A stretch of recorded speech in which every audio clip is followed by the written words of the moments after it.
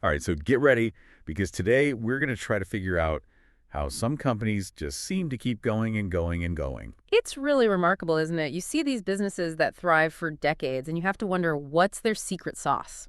Totally. And that's exactly why we're diving into this book, Built to Last. Mm.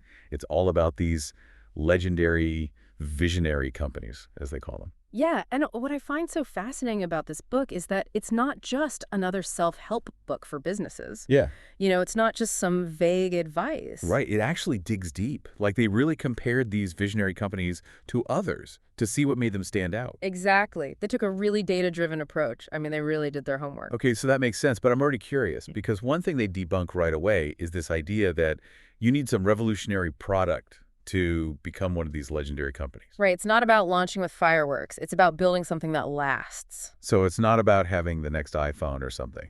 Exactly. And they give some interesting examples. Like Sony, did you know their founders' initial ideas included things like bean paste and mini golf?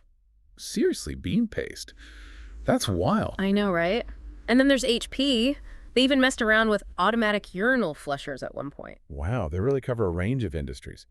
It seems like the point is that these successful companies weren't laser focused on just one product or trend from the get-go. Right. They had this bigger vision, something that could evolve and adapt over time. So they were playing the long game from the beginning.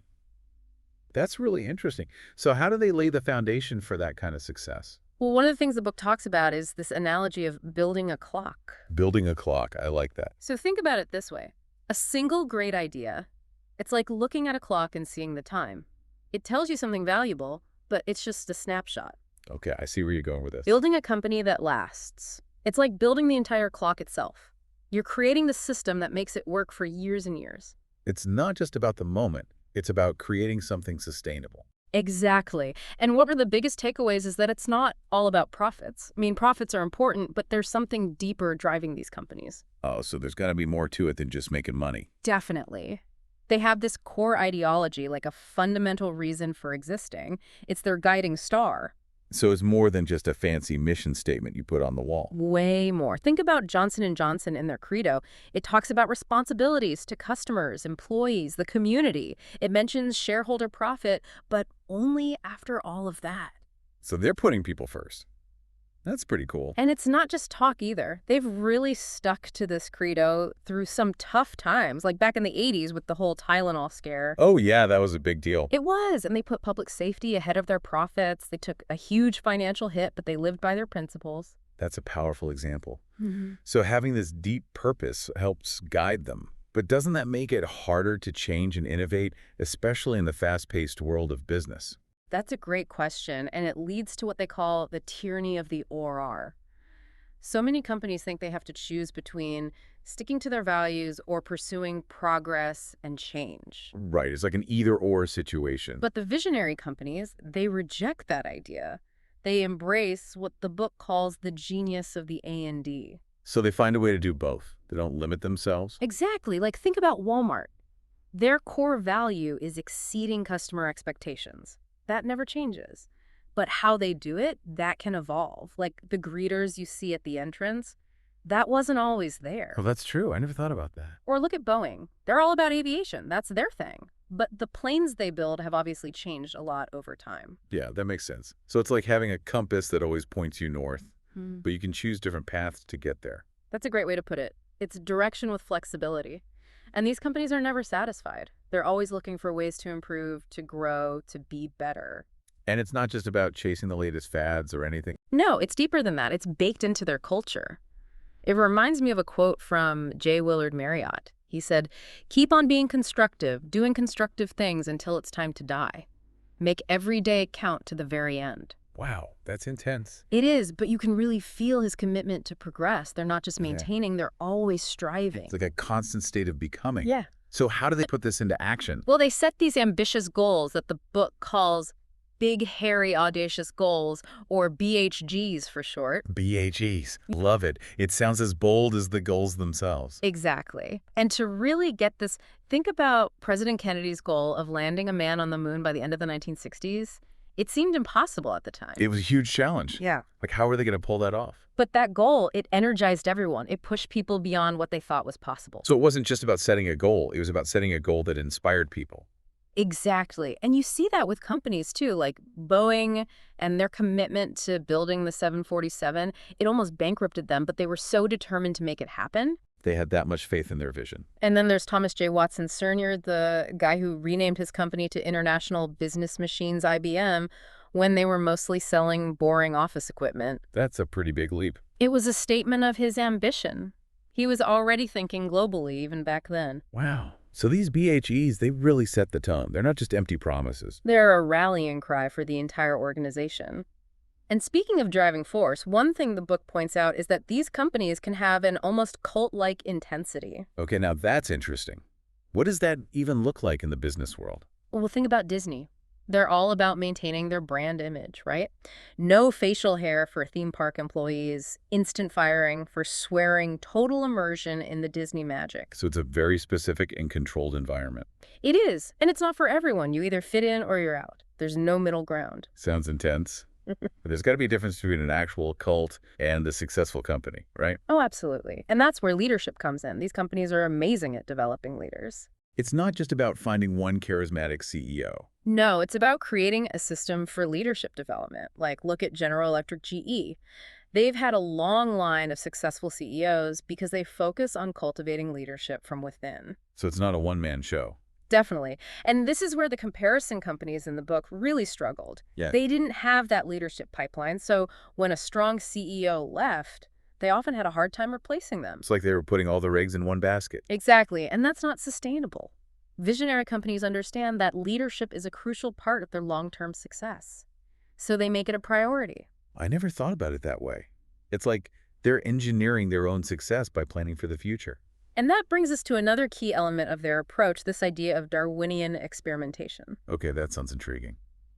Tell me more. Visionary companies, they get that progress requires experimentation. Just like in nature, some things work and some things don't. It's about trial and error. Right. They're not afraid to try new things knowing that some will fail. It's a necessary part of the process. So failure is not the enemy. Definitely. They embrace it.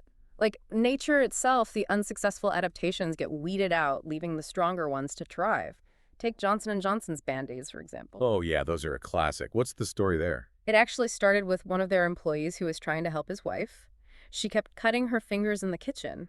Oh, that's sweet. Yeah, and he came up with this simple prototype of what we now know as the Band-Aid. Wow, so a simple solution that turned into a huge success. And that's the point. Small experiments can lead to massive wins. Makes you wonder what other amazing innovations are out there just waiting to be discovered. Exactly.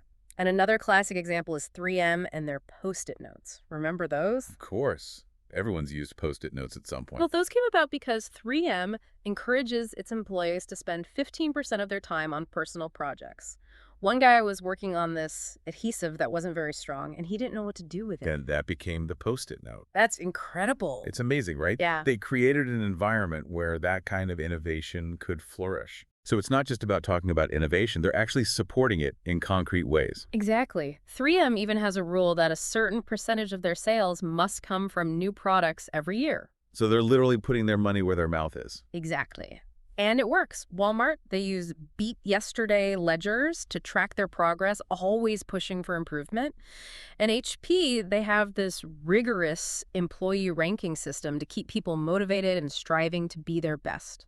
So these visionary companies, they're not just hoping for success, they're actively creating it. They're building systems that reinforce their values and their drive to improve, and that includes investing for the long haul. They understand that true success is a marathon, not a sprint. It's about playing the long game. Absolutely. They're willing to invest in things that might not pay off immediately, but that will lead to bigger rewards down the line. Research and development, new technologies, and most importantly, investing in their people. Investing in people, that's got to be key. It's crucial. And for a great example of that, look at Merck. They wanted to be leaders in medical research, so they modeled their labs after academic institutions. That's interesting. Why would they do that? Because they believe in the power of knowledge sharing. They actually encourage their scientists to publish their research findings, even though that's pretty unusual for a private company. So they're putting the advancement of science ahead of their own short-term profits. They're in it for the long haul. They're building a legacy. That's impressive. It really shows a different way of thinking about success. It's not just about the bottom line, it's about making a real contribution. Exactly. And that's something we can all learn from, whether we're talking about business or any other aspect of life. It's about having a vision, a purpose, and the willingness to put in the work to make it happen. And to never stop learning, never stop growing. This is really making me think about the companies I admire and whether they actually live up to these principles. It's a great exercise to think about the systems and values that drive lasting success. We often celebrate overnight successes, but companies like the ones we're talking about, they show us that true success is a slow and steady climb. It's built brick by brick, decision by decision, over years and years of dedication. It's about patience, persistence, and a belief in something bigger than yourself. It's about leaving a legacy. And that's something worth striving for. Absolutely. And you know what's interesting is that this whole system also kind of works like evolution. Oh, like survival of the fittest in the business world. Yeah, they call it Darwinian experimentation. Basically, these visionary companies, they get that you have to keep trying new things. And some of those things, well, they're going to flop. But that's okay because you learn from the failures. Exactly. They don't see failure as the enemy. It's part of the process. Like in nature, the weak adaptations die off and the strong ones survive. So it's like natural selection for companies. Kinda. And a great example of this is Johnson & Johnson and their Band-Aids. Band-Aids, those are a classic. There's a story there. Oh yeah, big time. It all started with one of their employees. His wife kept cutting her fingers in the kitchen. Oh, that's kind of cute. And he came up with this idea for a simple bandage to protect her cuts. Basically, the first version of the Band-Aid. So a little act of love led to a multi-million-dollar product. That's amazing. And it shows that even small experiments can turn into huge successes. I love that idea. So it's not just about coming up with groundbreaking inventions. Sometimes it's about looking at everyday problems and finding creative solutions. Exactly. And another classic example is 3M and those Post-it notes. The ones... Oh, yeah, everyone's got a stack of those somewhere. Well, those came about because 3M has this policy where they encourage employees to spend 15% of their time on personal projects, just tinkering around with ideas. So they're literally giving their employees time to innovate. That's pretty cool. And one guy who was messing around with this adhesive that wasn't very strong, he didn't know what to do with it at first. And that turned into the Post-it note. Wow, talk about a happy accident. It's crazy, right? But it shows that 3M created a culture where those kinds of discoveries could happen. So they're not just saying they value innovation, they're actually putting systems in place to support it. And those systems can be pretty specific. Like 3M also has this rule that a certain percentage of their sales each year have to come from new products. So they're literally holding themselves accountable for innovation. I like that. Yeah, they're putting their money where their mouth is. And it works. Walmart, they use these beat yesterday ledgers to keep track of their progress, always pushing for improvement. And HP, they have this really strict employee ranking system to keep everyone motivated. So it's about setting high standards and then creating systems to help people meet those standards. It's about walking the walk, not just talking the talk. And another part of that is this idea of investing for the long term. So it's not about quick wins. It's about building something that lasts. Exactly. These companies understand that true success takes time, and they're willing to put in the resources to make it happen. It means investing in things that might not pay off right away, but that will have a big impact down the road, like research and development, new technologies, and most importantly, investing in their people. Yeah, it's all about the people in the end. Definitely. And a great example of this is Merck. They wanted to be a leader in medical research, so they actually modeled their labs after academic institutions. Really? That's kind of unusual for a company, isn't it? Yeah, it is. But they did it because they believe in the importance of knowledge sharing. They encourage their scientists to publish their research findings, even though that could benefit their competitors. So they're putting the advancement of science ahead of their own profits. They're playing the long game. They're not just focused on making money. They're trying to make a real difference in the world. That's a powerful message. It's not just about the bottom line. It's about having a bigger purpose. And that's something we can all apply to our own lives, whether we're talking about our careers, our relationships, or anything else that matters to us. It's about having a vision, a purpose, and the determination to see it through. And to never give up on the things that matter most. Yeah, it really makes you think, like when you look at companies you admire, do they actually do these things? Do they walk the walk? It's a good question to ask yourself. What are the systems and values that really make a company successful in the long run? And you know what I've realized? We often hear about these overnight success stories, But the companies we've been talking about, they show us that real lasting success, it's not a sprint, it's a marathon. It takes time and effort. It's built slowly and steadily over years and years. Yeah, it's about having patience and dedication and believing in something bigger than just yourself. It's about building something that lasts, something you can be proud of.